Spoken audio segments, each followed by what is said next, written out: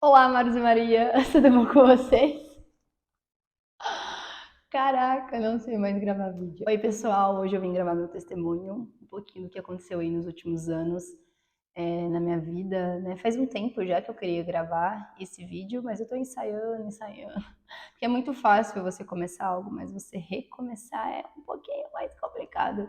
Então, assim, tô fugindo desse vídeo já faz um tempinho, mas eu senti de compartilhar um pouco sobre o meu testemunho, um pouco sobre o que aconteceu na minha vida nos últimos anos, então espero que vocês gostem. Talvez esse vídeo fique um pouco longo, talvez. Mas aí, quem não gosta de vídeo longo, coloca aí na velocidade de 1,5, 2.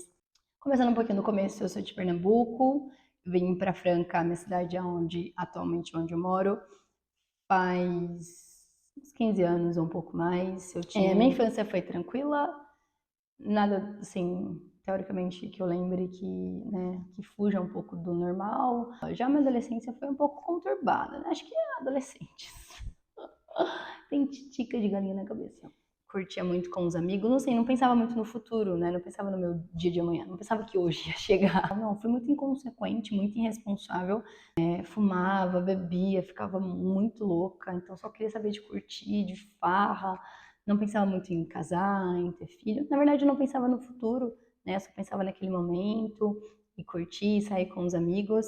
Me envergonho disso, né? Porque depois de um tempo eu percebi, né, tudo que estava acontecendo. Eu não estava querendo preencher lacunas, querendo preencher buracos que não estava sendo suficiente, né? Que não estava, é óbvio que nunca ia preencher, né? Então até o momento que eu comecei a meio que dar uma, assim, digamos, soltei um pouco o pé, né? Parei muito assim de curtir, já tava sentindo aquele vazio, sabe? Porque ia pra festa, ia pra farra, ia curtir, mas mesmo assim não me preenchia, mesmo assim não saciava, digamos assim, trazia aquela felicidade plena.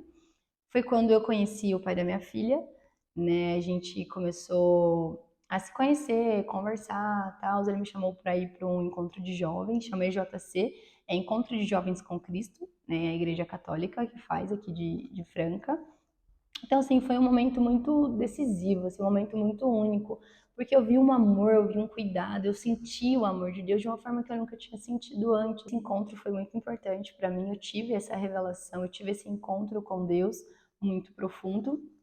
Então, eu falei assim, poxa, acho que agora minha vida vai começar a melhorar, né? Eu senti uma felicidade que eu nunca tinha sentido antes.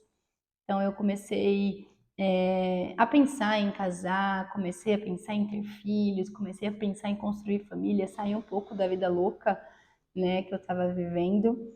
Foi onde eu comecei a namorar, né, com o pai da Isis, a gente começou a namorar. Só que era um relacionamento muito imaturo, tanto eu quanto ele éramos muito imaturos, era um relacionamento totalmente conturbado, um relacionamento totalmente deturpado, né? Então a gente assim, eu era muito assim feminista, não, tipo, não preciso de homem, não precisa cuidar de mim, eu me cuido sozinha, eu sou demais, eu sou hashtag super top, eu não preciso de você pra nada, era um pouco assim. E ele muito ciumento, muito controlador, muito possessivo, sabe? Então assim, óbvio que não ia dar certo. Então, quando descobrimos, inclusive, né, que eu estava grávida, depois de um mês, mais ou menos, que a gente descobriu, né, que eu estava grávida, a gente terminou o relacionamento, porque realmente era um relacionamento, assim, por mais que a gente se gostasse muito, tanto eu quanto ele, era um amor, enfim, se amávamos, um amor apaixonante, digamos assim, sei lá, enfim. A gente se gostava muito, porém tinha essas questões, né, emocionais, de amadurecimento mesmo. Então, assim, a gente acabou terminando.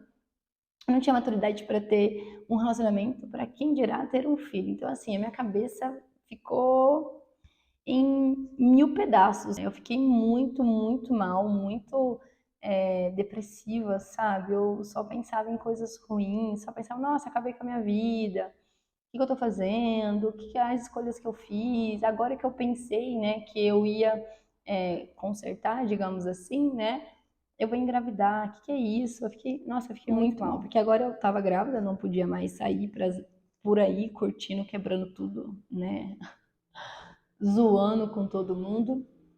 Então eu me fechei muito. Então era um momento que eu precisava muito dos meus amigos, que eu precisava muito da minha família, mas eu não permiti que essas pessoas me ajudassem. Eu me fechei, me coloquei num casulinho assim, fiquei lá, não queria saber de nada, eu só dormia. Inclusive, foi um momento que eu tinha saído do emprego, né? Um pouco depois que eu saí do emprego, eu fui descobrir que eu estava grávida. Então, assim, acabava que eu ficava o dia inteiro dormindo e à noite eu virava, sabe? Então, eu assistia muita série, assistia muito filme e chorava muito. Então, assim, inclusive os 3 primeiros meses da minha gestação foi os mais difíceis, porque eu tive muito enjoo. Então, eu vomitava qualquer coisa. Eu colocasse água na boca, eu colocava para fora.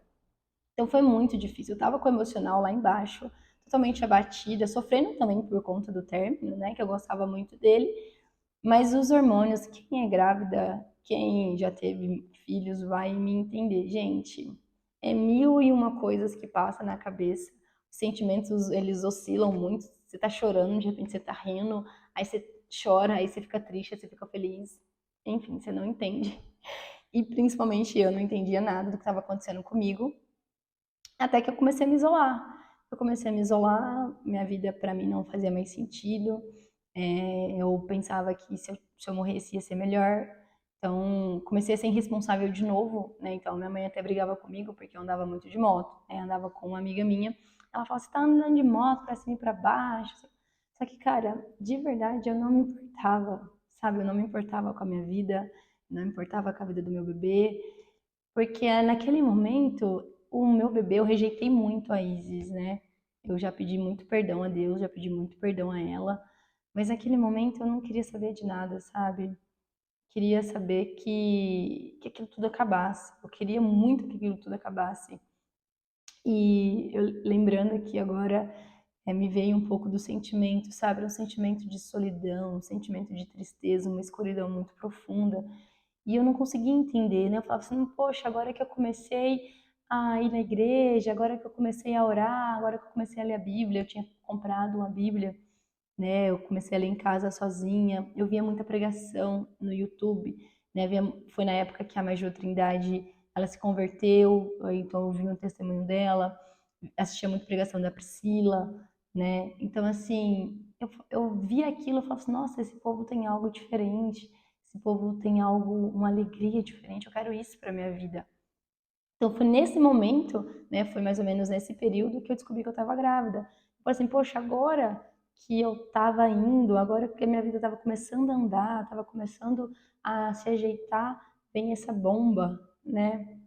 Então, eu fiquei muito, mas inclusive eu tenho aqui um ponto e uma vírgula, né, que significa muito para mim essa tatuagem. Eu fiz depois de um tempo, né, que eu já tinha passado por todo o processo, que essa tatuagem significa não ao suicídio. Quando o autor ele escolhe colocar um ponto e uma vírgula no final de um livro, ele está falando que aquilo lá não é o fim, que aquilo lá só foi uma etapa, né, só foi um pedaço da história, que tem muito mais. Né? Então, se você está passando por algo, se você está passando por um momento difícil, isso não é o fim da sua vida, sabe? Tem muito mais ainda. É só uma fase. E essa fase ruim vai passar. A minha fase ruim passou, graças a Deus. Então, eu posso liberar isso sobre você. Não é o fim. Isso pode ser, sei lá, pode ser pior, né? Eu não gosto de falar pior ou menor, porque assim, cada um sabe a dor que sente, cada um sabe o vazio ou a tristeza que está sentindo, então não tem como comparar. Não é o fim, porque Deus, Ele é o único que decreta, né? Ele é o único que vai te falar, né, o que tem ainda por vir. Ele é um Deus da provisão, Ele é um Deus de cura, Ele é um Deus de libertação, Ele é um Deus de amor. Então, assim, não importa o momento que você esteja passando, Ele é um remédio, Ele é um antídoto para isso. Eu declaro sobre a sua vida que, assim como eu encontrei uma nova estação, um novo momento sobre a minha vida, você também vai encontrar. Você também vai receber essa alegria independente das circunstâncias, esse amor independente das circunstâncias. Então, assim, eu, voltando um pouco, eu entrei num abismo profundo. Eu comecei a chorar, nossa, eu chorava muito, muito, muito, muito, muito, muito, muito, muito, muito. E acho que lá pro 6º mês, 7º mês, mais ou menos, já não orava mais, sabe? Eu já não tinha mais esperança, já não tinha mais prazer, já não se importava mais com a minha vida, já não queria saber de nada, eu nem falava com a barriga, né? Tem aquele momento que o pai fala com a barriga, mexe, mas era como se não existisse, entre aspas, né? Porque é como se eu tivesse com alguma doença, aquilo estava crescendo dentro de mim e eu estava acostumando a viver com aquilo. Então, parei de orar, parei de acreditar em Deus, falava assim, se você existisse mesmo, se você realmente me amasse, se você quisesse que eu estivesse bem, eu estaria, né? E a minha vida tudo desandou, agora mãe, solteira, né? Então, sem ninguém, aquele drama, hashtag um pouco de drama. Mas enfim, eu fiquei muito, muito arrasada. Eu teve vários momentos de eu falar para Deus que Ele não existia, que Ele não se importava comigo, que Ele não era o que as pessoas falavam. Eu falando para Deus que Ele não existia, detalhe, né? É momentos de muita solidão, momentos de muita tristeza, sabe? Muita escuridão. Eu fechava os olhos, eu não enxergava nada. Eu só chorava e eu achava que minha vida tinha acabado. Aí acredito que eu, inclusive, na época que eu tava assistindo muita pregação, né? Voltando um pouquinho, as janelas abrindo e vou fechando agora. Eu comprei o ingresso do ASO, né? Até sermos um. Antigamente a Priscila fazia lá em São Paulo. Tava naquele, vendo muita pregação, tal. Ela lançou a pré-venda, tipo, foi muito tempo antes e eu comprei, né? E daí, enfim, aí ficou guardado, né? Passou bastante tempo. Eu tive a Isis. Quando ela estava mais ou menos com uns 3 meses, né, que iria ser o evento, eu já estava totalmente desacreditada, assim, totalmente num abismo profundo mesmo. Eu não conseguia cuidar dela direito, né? Eu amamentava, doía muito, muito, muito, muito, muito. Teve uma vez que eu estava amamentando, né? Muitas pessoas elas romantizam a amamentação, a gravidez, a gestação. É claro que cada pessoa vai viver de um jeito e tá tudo bem, né? Mas no meu caso, doía muito, muito, muito, muito. Meu peito sangrava muito, né? Então eu dando mamar pra ela, a boquinha dela toda cheia de sangue, doendo, e ela chorando, e ela teve muita cólica, né? Então ela não dormia. Do mesmo jeito que eu passei a gestação que eu não dormia, né? De noite, só dormia de dia, acontecia com a Isis. Então ela não dormia de noite, só dormia de dia, ela chorava muito, com muita cólica. Então assim, para mamar para mamar sangrava, para dormir ela não conseguia dormir, que ela tinha muita cólica, ela chorava o tempo inteiro. Então assim, eu me sentia um inútil, né? Eu falava assim, meu Deus, eu não sei cuidar da minha própria filha, não queria amamentar ela, então eu rejeitei muito a amamentação, eu não queria, não sentia prazer, não sentia esse amor que muitas pessoas sentem. Então eu me culpava muito. Me culpava pelas escolhas erradas, me culpava por não saber cuidar direito, né? A gente acha que a gente tem que cuidar do jeito do que o outro cuida, eu me comparava demais, né? Então, assim, não foram dias fáceis. Você que está com um bebezinho pequeno, eu te entendo. Eu te entendo. Mas vai passar também. Enfim, aí chegando perto do dia do ASO, né, do dia do evento, eu falei assim, não quer saber, eu não vou, não quero saber mais também, minha vida tá uma bosta, minha vida é uma bosta, não quero saber de nada, me afastei de todo mundo, me afastei de Deus. Até que eu assisti um filme, chamou Quarto de Guerra, é um filme muito bom mesmo, eu indico pra vocês. E no final do filme, ele mexeu tanto comigo, eu falei assim, quer saber? Então eu me ajoelhei, né, do lado da minha cama, foi a oração mais sincera que eu já fiz na minha vida. Eu falei, Deus, se você tá me ouvindo mesmo, se você existe, se você sente alguma coisa por mim, se você gosta de mim, se tem algo na minha vida, por favor, me dá um sinal. Me dá um sinal porque eu já não sei mais o que eu posso fazer, já não, a minha vida não faz sentido, sabe? Eu dormi, eu não espero acordar amanhã. Eu pensar na Isis crescer e tudo, mas eu não pensava em nada, eu só queria que o meu dia acabasse, sabe? Eu só queria que aquela dor acabasse, só queria que aquela tristeza acabasse. Então eu orei para Deus, Deus, eu não aguento mais. Eu não aguento mais chorar, eu não aguento mais sofrer. As minhas forças se esgotaram, então eu me rendo. Se você existe, se você se importa comigo, por favor, me dá uma luz. Me dá uma luz. Eu queria um relacionamento, Eu queria um namorado, eu queria cuidar da minha filha com o pai dela, queria construir um lar, eu queria construir, né, uma família, mas eu não consigo mais, eu não tenho isso. Eu não escuto a sua voz, eu não estou ouvindo a sua voz. Eu não sinto você me acalmar, eu não sinto você cuidar de mim. Se você existe, me dá um sinal, por favor. Então eu orei mais ou menos nesse sentido e resolvi ir no ASO. Falei assim, se Deus existe mesmo, Ele vai me dar esse sinal no ASO. Eu deixei a Isis com a avó dela, né, e fui. Aí mais ou menos no meio foi um evento muito bom, tipo o EJC mesmo, sabe? Eu tive muitas pregações que mexeram muito comigo, eu fiquei muito emocionada. Mais ou menos no meio ali do ASO, como eu dava de mamar ainda, ele começou a pedrar, então vou no banheiro, né, para tirar um pouco do leite, e eu vi uma moça correndo na minha direção, eu, tipo assim, não entendi nada, né? E daí ela chegou assim, moça, posso orar por você? Na verdade ela falou assim, filha, posso orar por você? Aí eu fiquei tipo assim, nunca tinha tido, ninguém tinha orado por mim, não sabia o que era palavra de conhecimento, palavra de sabedoria, não sabia nada. Aí eu falei assim, pode. Ela tava na arquibancada, né? Eu tava bem assim perto do púlpito, né? Então, ó, Deus tá me incomodando pra orar pra você, né? Tô te vendo desde lá, tal. Começou a falar em terceira pessoa, né? Falando, ó, Deus te ama, Deus se importa com você, Deus isso, Deus aquilo. Assim, uma oração muito abençoada, né? Mas assim, que qualquer pessoa poderia falar, sabe? Abençoando mesmo a minha vida. Até que então ela começou a orar em línguas. Não sabia o que era oração em línguas, não sabia praticamente nada. Né? Então ela começou a falar em primeira pessoa. Né? Então ela falou assim, filha, você está orando por um relacionamento, você está orando por um namorado, você está orando por um marido, mas eu tenho muito mais do que isso para você.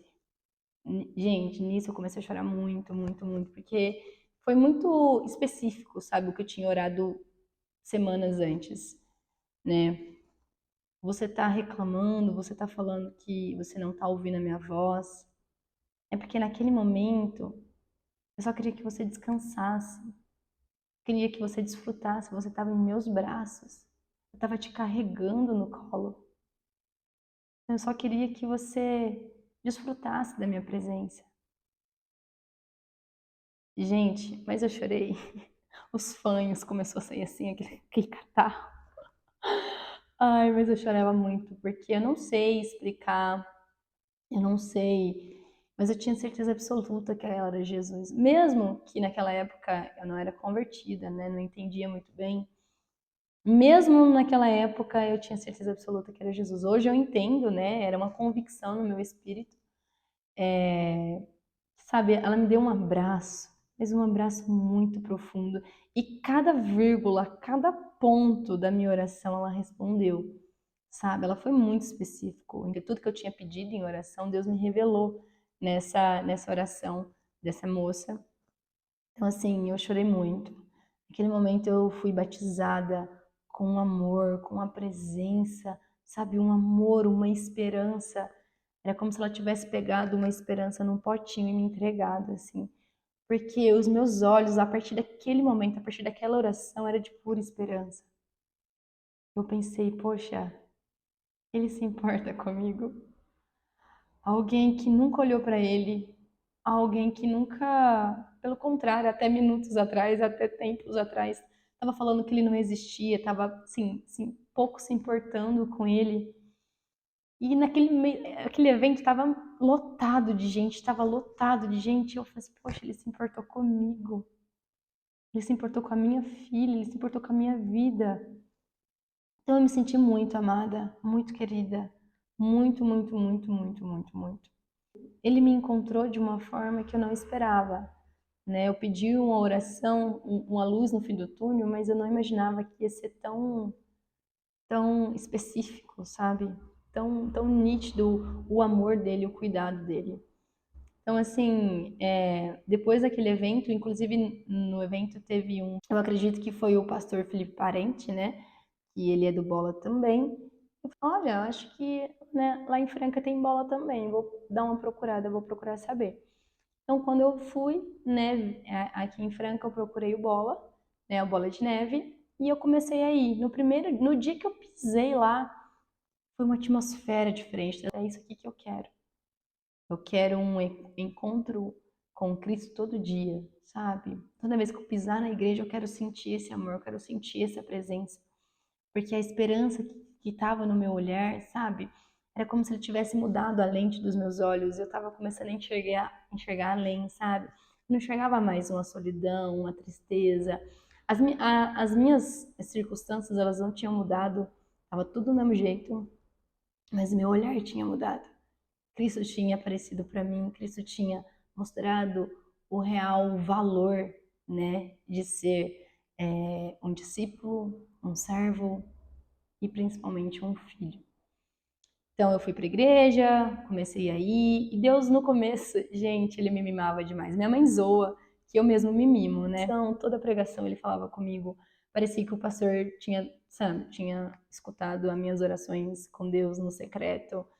E eu fui sentindo cada vez mais preenchendo, sabe? Como se eu tivesse um copinho, ele estava totalmente vazio. Deus foi depositando todo amor, toda graça, todo perdão, todo consolo. Né? Eu fiz 9 meses de NV na igreja, tem trata a compulsão, né? Vícios, dores na alma. Enfim, é um programa maravilhoso, né? Então eu fiz durante 9 meses. Então tratei raízes, tratei as minhas emoções, vi tudo que tinha, né, as lacunas do meu coração e fui preenchendo, fui permitindo que Deus preenchesse cada pedacinho meu, cada ferida minha, sabe? Deus foi derramando o bálsamo dele. Depois de 6 meses, mais ou menos, eu me batizei, entreguei, né, a minha vida para Jesus por completo e eu venho vivendo isso desde lá, né? Então, assim, um pouco do motivo que eu parei de gravar vídeo foi um pouco por isso. Eu não tinha emocional, eu não tinha estrutura para gravar vídeos, né?